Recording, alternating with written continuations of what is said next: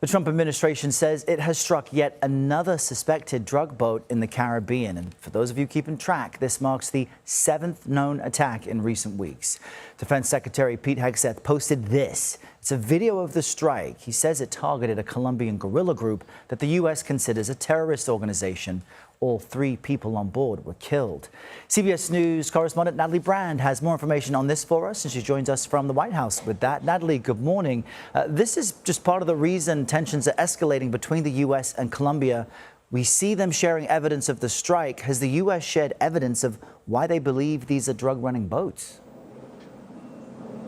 Good morning, Errol. Well, we're not getting much more detail other than what's posted on social media on X, and that's something that Congress members are concerned about as well. They say that they're not even getting a lot of information about the intelligence behind these operations and also the legal justification for these U.S. military strikes, which have been lethal in many of these cases. Now, the president of Colombia, Gustavo Petro, is also speaking out against the strikes and accusing the U.S. of, in one case, striking a fishing vessel last month. Now, the administration defends its actions, and Defense Secretary Pete Hegseth, in a new post on social media, accused or alleged the boat that was struck on Friday of transporting narcotics. He also said in his post, the United States military will treat these organizations like the terrorists they are.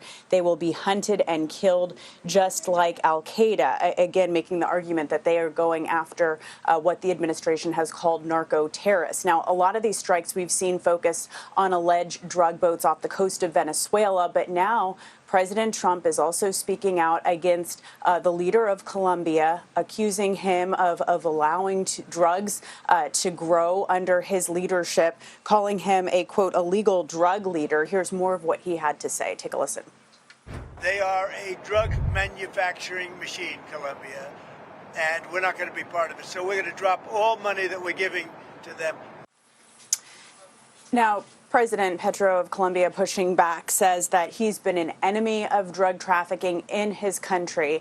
But President Trump taking additional action, saying that he will cut U.S. assistance to Colombia and also confirming that he will soon announce tariffs on Colombian imports. Again, this is a longtime U.S. ally, and experts say some of that security assistance goes to fighting the drug cartels in the country, Errol. All right, Natalie Brand with the latest. Thank you.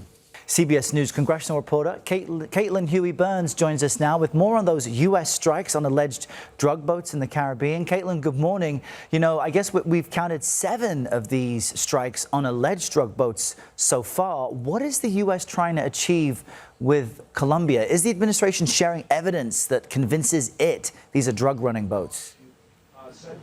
Yeah, Errol, this is a fascinating development. The Secretary of Defense, Pete Hegseth, said that this is the 7th attack that killed 3 people yesterday. And just as a reminder, the day before, there was another attack in the Caribbean Sea that killed 2 people, left 2 survivors, and those survivors from Ecuador and Colombia were returned back to their home countries. But, Errol, this has really driven up tensions between the U.S.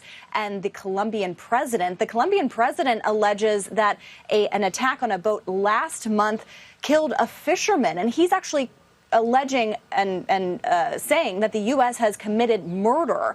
The President Trump, in response, has called the Colombian president an illegal drug leader and has vowed to cut off all financial ties to the country, is also saying that he's going to issue tariffs on Colombia soon. And, you know, you have lawmakers on Capitol Hill, a bipartisan group, who are concerned about this leading to potentially a larger conflict in the Caribbean.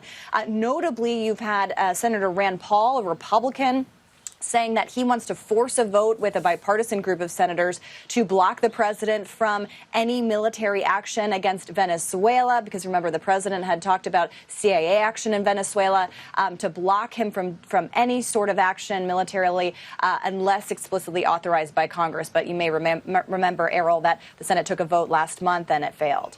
Yeah, lawmakers certainly paying attention to all of this as well. Caitlin Huey-Burns, thank you.